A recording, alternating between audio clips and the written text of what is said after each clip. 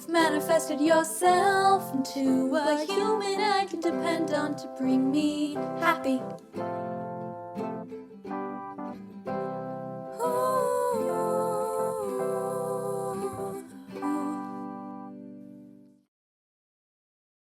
Hello again, Trekkies, and welcome back to the continuing saga of A Captain's Log, your one-stop source for everything related to the tremendous 58 and a half years and counting of Star Trek and this legacy. I'm Bryan Kreutz. And I'm Lili Fox-Lim, Bryan's partner for 5 seasons now, as we travel the vast Star Trek universe where there's always something new to explore. Always, yes. You know, we're always excited to make a new episode, but this week is an extra special episode because this is our 100th episode. What?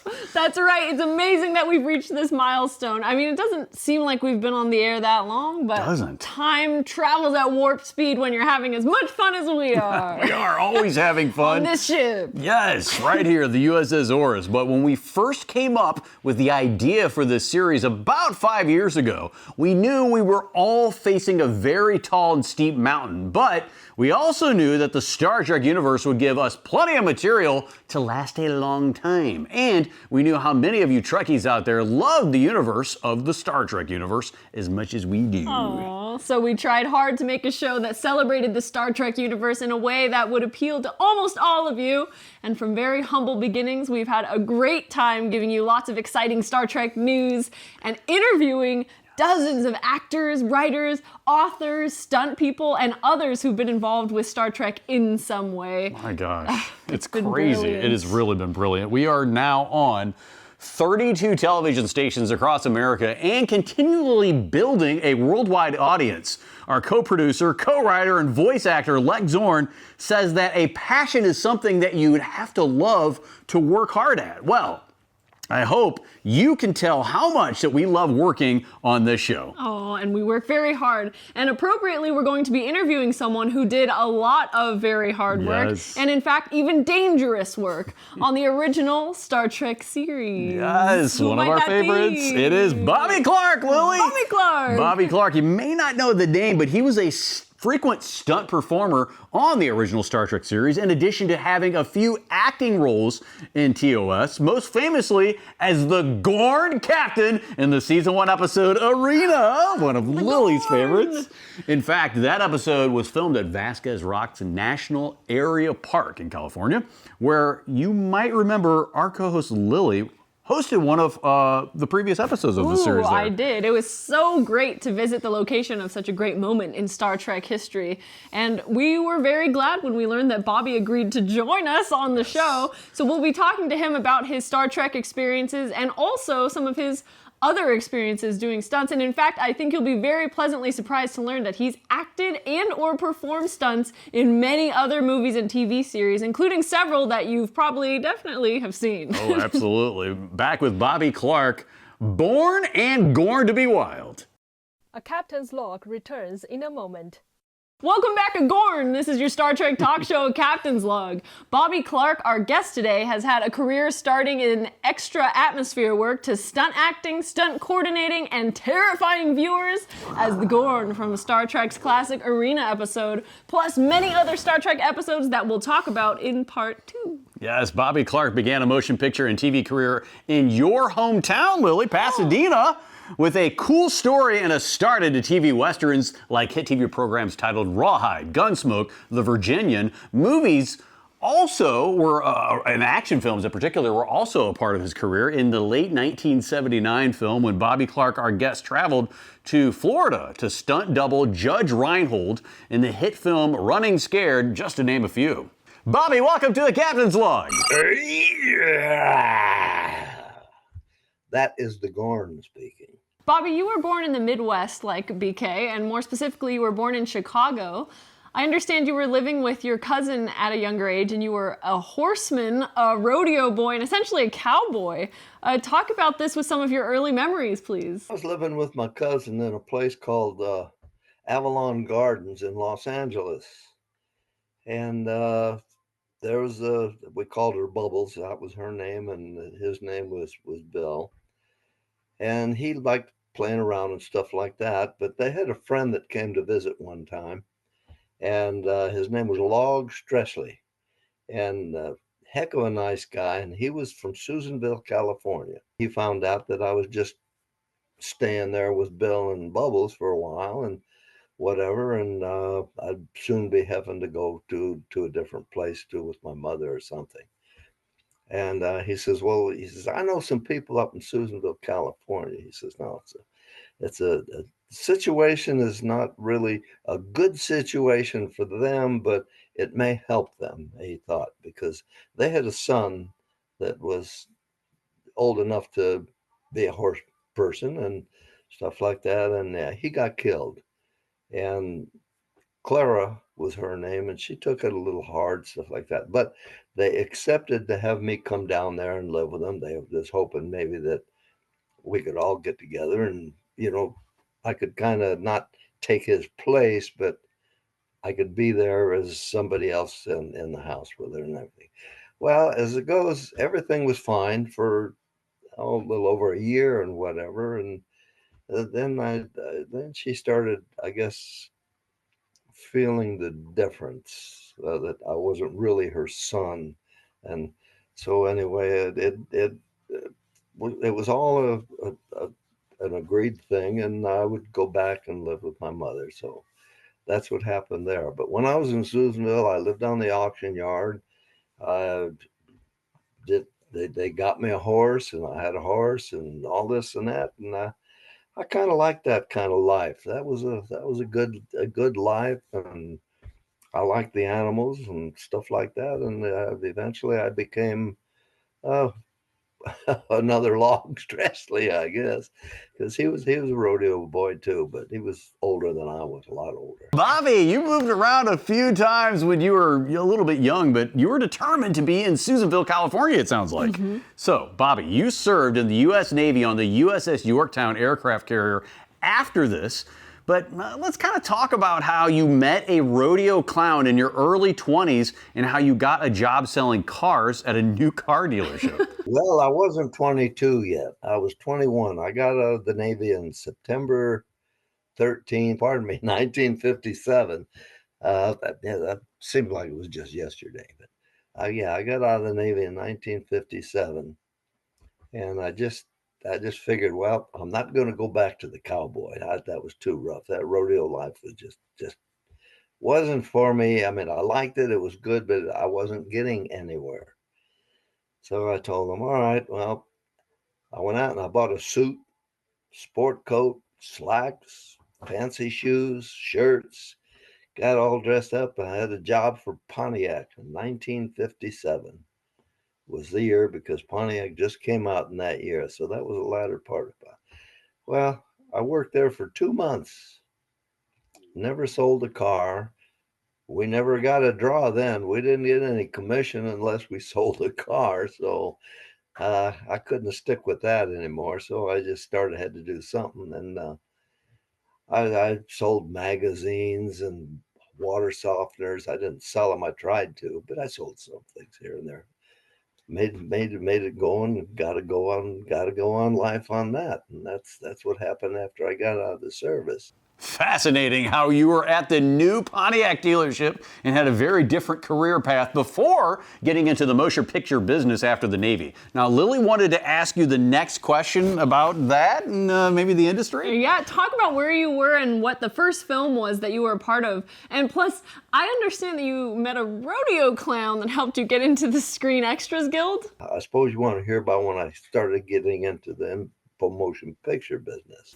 Ooh, yes, let's talk about this, Bobby. Bryan and I can't wait to hear your humble beginnings into your Hollywood career. And it was all by accident, because I was, I don't know what I was doing, but I was in Pasadena, California, and I noticed this big crowd down there and stuff like that. And I went down to watch it, and then this gentleman approached me and he says, hi, he says, how would you like to be in a movie? I just said, well, why? Now, natural question, why and what and so forth. He says, well, we're filming a movie down there and we need some atmosphere, some people to come down and fill in some chairs and stuff like that. So, all right, they offered me a box lunch for lunch, and so I went down with them and I did that. And that picture was called A Fever in the Blood with Ephraim Zimbalist Jr. And that was my first introduction to the motion picture business. And then later I piddled around and figured, well, that's nice. And I'm back to going to the rodeos again now. So I'm back in Levi's and boots and riding horses if I can and doing whatever I can every weekend when somewhere where there's a rodeo. So anyway, I'm in Pasadena, and well, that happened. And then I got back and I went back to rodeo, and I met the rodeo clown there. And I got to talking with him. And he says, well, he says, I told him about my story. I said, shit, I love the cowboy life, but I'm not getting anywhere. One weekend I'm sleeping in somebody's horse trailer, and next weekend I'm in a motel room. So, and it was like that. One weekend I'm eating hot dogs, and the next weekend I'm eating good salad with a bowl of soup. Yes. Feast or famine, Bobby. You're looking at more time to kind of build your life now. What did your friends say about getting into the Hollywood industry? He says, well, I don't know what to say. He says, but you might try getting into the motion picture business. They're doing a lot of Westerns and stuff like that. They're starting to do a lot of Westerns. And I says, yeah, that might be an idea. So after that show was over, I think I went down into Hollywood. And I went to a place called Central Casting. No, I'm sorry. No, I didn't. I went to Hollywood Casting. I'd like to join the union, the Screen Extras Guild. And they said, oh, well, great. What have you done? So I told them, I said, well, I worked with Ephraim Zimbalist Jr. and on that thing with that. They says, oh, yeah. They says, well, what did you do there? I says, oh, I was just an atmosphere person out there. He says, well, do you belong to the union? I says, no. He says, we can't hire you because you don't belong to the union, and there's no, starting the catch on 22. So anyway, I walked out on that and figuring, well, hell, what am I going to do about that? I went to the rodeo down there, and I told the guy that I got this information from about the guild, and he says, well, he says, you know what? He says, I took a withdrawal from the union, and I can still go into it if I want to. He says, but I'm not going to go back to the union, and I'm not going to be in that business anymore. Next thing I knew, I belonged to the Screen Actors Guild. I was reinstated. I had a card, and everything went good like that. But I forgot one little part of that. Now, after I got sent home from the SEG, they mentioned that I do anything for SAG. So anyway, I went over to SAG. I was going to be a biggie and go in and get a Screen Actors card. Well, they gave me the same thing. That's how it became a catch-22. If you didn't work for the extras, you couldn't get into the guild. If you didn't work for the actors, you couldn't get into the guild. But I got in and I got going. What was your first TV show gig after you received your union card, Bobby? I went in and I started doing Cowboys. Rawhide was my first show that I went to.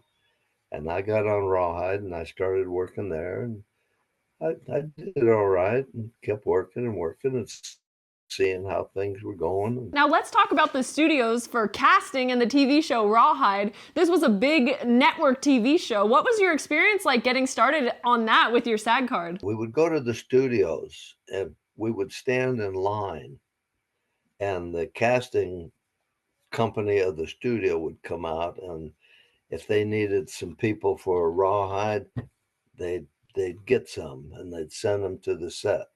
If they needed some people for another thing, it's just a long line of people. And they happened to pick me because I was dressed as a cowboy and stuff like that. And they said, well, you can, I got a job. You can go down to the set and, take this card and go with you. And I went to the assistant director. That's who you went to. And you give them the card and they said, okay. And then you're in the you're working for the show. When they need you, they'll call you. And that's how that happened. And then I started working on the show and doing this and doing that. Didn't know much, didn't know anything, didn't know Clint or anything like that. Just was an extra. You don't say nothing, you just do what they tell you to do. You walk across the street or you sit in a bar and pretend you're drinking and Yes, you're sitting on a bar on set pretending you're having a grand old time. a big good time and everything like that. And Now, were you on set with Clint Eastwood, and what did you do as a performer's routine when you were on the TV show Rawhide and the other Western shows? when I first started, I didn't know Clint from anything. And to me, he was just another, a young actor coming in. He was young, and I was young, but I don't know. He's older than I am, a couple of years, I think. Whew. Anyway, yeah, that and I just did extra work. All I did was, and I've made it a point that when I got a job in the studios, any job, whether I was an extra or an actor or a stuntman or anything, I went there, checked in, found out what I was going to do or did whatever they wanted me to do. And when I was done, that was it. I went home and took care of business. I didn't do any of this yahooing and stuff like that. I was just trying to get a little bit going. And then eventually I got more shows and different shows. Like Big Valley started up, and Have Gun Will Travel, and just a bunch of the cowboy shows, the Wild West shows. I don't remember what first, second, third shows were, but because I was extra on them, I'd work 2 days on one, or I'd work 1 day on one, and then I wouldn't have any work for a couple of days, and then I'd get another show. And I mean, that's the way it went. You did that, but you still made that 20 some odd dollars, and you still had that box lunch. And then it started getting a little better. Then now it started to, if I was standing next to an actor and he was in a part with another actor and I was there, I got what they called a whammy, a silent bit. That was me. I was right next to the actor. He was talking, but I was silent. I just, I'm going along with, yeah, sure. Yeah, I'm not saying anything, but yeah, let's do it. That's how that all went. You don't say anything. So then after that, started going where if they had me do something else, like, well, it was quite a while before they let me put a leg in the stirrup. Bobby, so now you're moving up doing stuntman work, more money, and more prominently seen in roles on screen with stunts where it gets tougher, stair falls, fight scenes, falling horses, high falls. Talk about this and how quick it was to kind of get into these TV shows on a job, like regularly. I'm watching these guys, and I've always seen them. They come in and go in there, and they talk to the assistant director, and sometimes they go and talk with the director, and then they walk off, and half hour later they come on the set dressed like the actors. And I said, what is this? What's this guy doing? And I'd ask, I mean, I had an idea. He says, well, they're the stunt doubles. They double the actor and whatever. And, if the actor can't ride, well, one of those guys will ride a horse for him or so forth. And I said, well, shit, anyone can ride a horse. Even I can ride a horse. So then it started building up a little bit. Now I would go in the bars and they'd have a fight and I'd do a little something there, and then I'd get a little extra money there and a little extra money here and there. And then I says, well, you know what? I think I'm going to try doing this. So I started learning myself how to do it. I mean, anyone could fall off a horse. I can fall off anything in the world. But I found out that there's a whole lot more to it than doing that. When you fall off that horse, you better know where you're going to land land, you better know how you're going to land, and you better know what you're going to land on. That's important in the coordinating and direction when you're hitting the ground. Better be on that spot or it's going to hurt. And what about high falls, Bobby? And then when you do a high fall, when you first start out, like I did, was in my backyard off of my garage, which a garage is, 15 feet tall. I didn't have the pads they had, but I used boxes to fall into, and plywood on top of styrofoam cups underneath boxes and stuff like that. Because the higher you fall, the higher you fall, the harder you fall. You start learning all this stuff. You learn how to take a punch and not really get hit in the jaw, but you take your punch or bend over, or get shot and do this, or how to get shot and fall off a horse. Well, as time went on, that price went up, and it went up, and pretty soon you're making 150 and 175. Depends on the situation of the fall. You can do a drag behind, you can do a fall on the horse, and you're tied to the horse, and the horse is dragging you across the ground and stuff like that. Well, that it gets rougher and it gets a little tougher, and you start making a little more and whatever. So I went from horses to doing fights in the bar and stair falls and off of the little balcony in the bar or something, or it's just doing all these little things that do it, and that they all add up, and you work pretty good on it. And there again, you might work 2 days, you might work 1 day on a show, you might even just go in and do the shot and go home. So you're still doing that. Well, if that happens, you better get on that phone right away and call. Maybe you might have another job on the same day. And then that's how it went. And it all kept fixing and fixing. And I just went, and I always rode a motorcycle. So, I played around with them. And then I went from that, horses, I was riding motorcycles, and then I was driving cars and falling off of trucks and getting on trucks. And I was still getting on stagecoaches, chasing stagecoaches, or getting on trains and falling off trains. Just doing all of this stuff. It all kept going and going and going, and that's how it starts going. And then pretty soon they talk to you, and then you become maybe I'll be a stunt coordinator.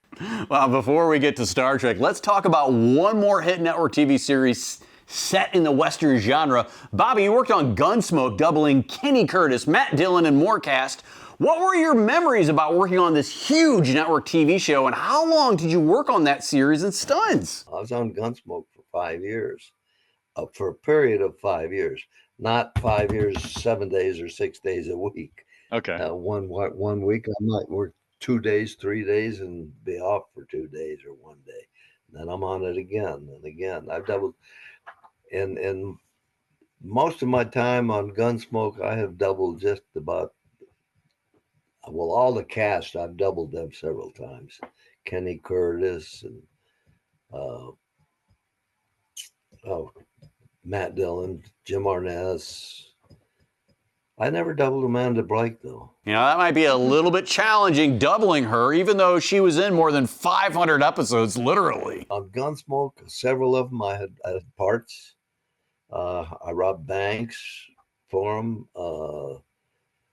I've been shot by just about everybody in the world, shot at one of them at one time or another. The episodes, I'd be useless to try and figure out what all the episodes were. They're there. And another thing I have to mention too, which makes it regular hard. When I was doing stunt work, what's that, OMB, whatever, keeps track of these people. Nobody kept track of the stuntmen. They never got credits, and that made it rough. But they're doing it now, but they didn't do it then. So I don't know. Maybe if I had credits, I'd know what a lot of these shows were that I did. Now I can remember the names of the 4 Star Treks that I've done, and I can't remember the names of all the big valleys I've done, or the not Bonanza, but Have Gun. I know I've probably done that a couple of times. Yeah. A captain's log returns in a moment. This is A Captain's Log, Star Trek's best TV talk show companion for all series interviews with the cast, crew, and stunt actors like Bobby Clark, who's joined Bryan and I this week. Yes, it's time to get to Star Trek, the original series back in 1966. There we go. Now, Bobby, before going to the hot Vazquez Rocks location setting on the fictional Cestus 3 planet, talk about landing the role of the Gorn with the wardrobe before performing as the Gorn in the suit against William Shatner's Captain Kirk. I worked several shows with Joe Pevney, but different shows. Usually on the Virginians, I was either a cowboy that chased somebody, or I was a cowboy that got chased, or I was a cowboy that got in a fight in the bar. That was at the Virginian. Now, Jury. I've done several shows with Jim Drury. Excellent, Bobby! So you did several shows with James Drury, like The Virginian and Star Trek first-time director Joseph Pevney, whom you both knew each other on The Virginian, and you knew him for some other shows. But this is the idea that he brought you into Star Trek, and amazing story. I really like this. I knew him from some of the shows I did. Okay. Well, he called me to come in and do the Gorn. He says, I got a show you'll like. He never told me anything about, well, what was the show about? He just says, I got a good show for you, and I think you'll like it. I says, well, what is it? He says, oh, I just got on the show. I don't know that much about it yet, but I'll find something there for you.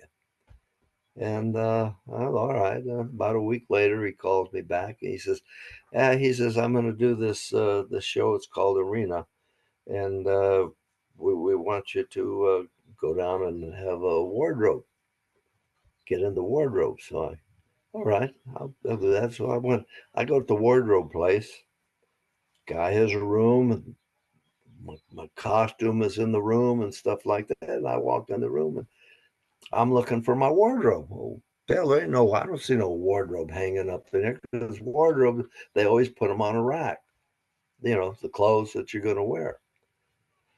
And then it says, I called up the guy and I says, hey, I don't see any wardrobe in there. He says, well, I know it's there. I put it there, but the wardrobe was on it. And I looked at that wardrobe and I said, well, what's that? He says, well, that's your wardrobe. That's what you're going to wear. I said, and what it was the costume of the Gorn.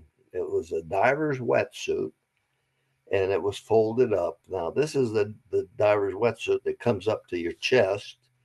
And then there's the diver's jacket that you get into, zips up, and then it's got a thing that comes between your legs and it snaps.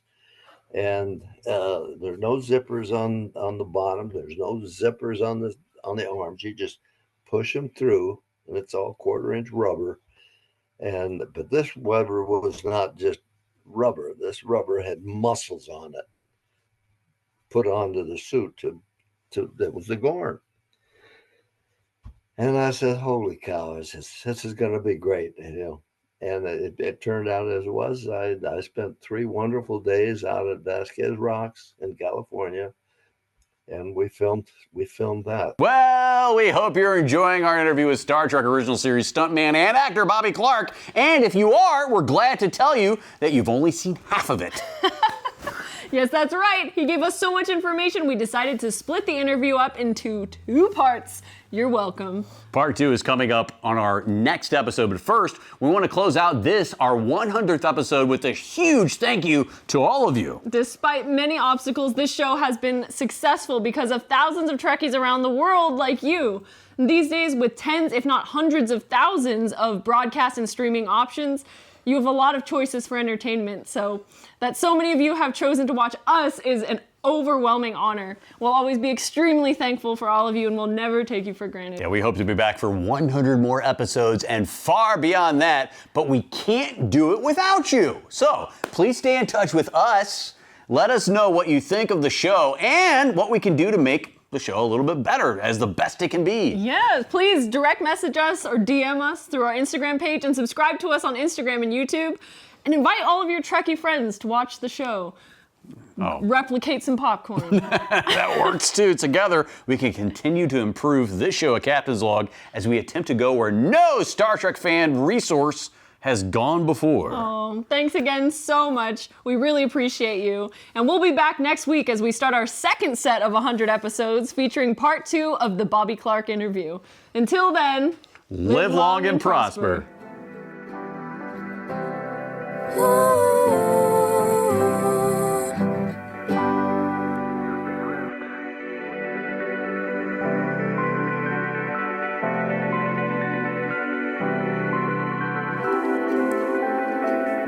Thank you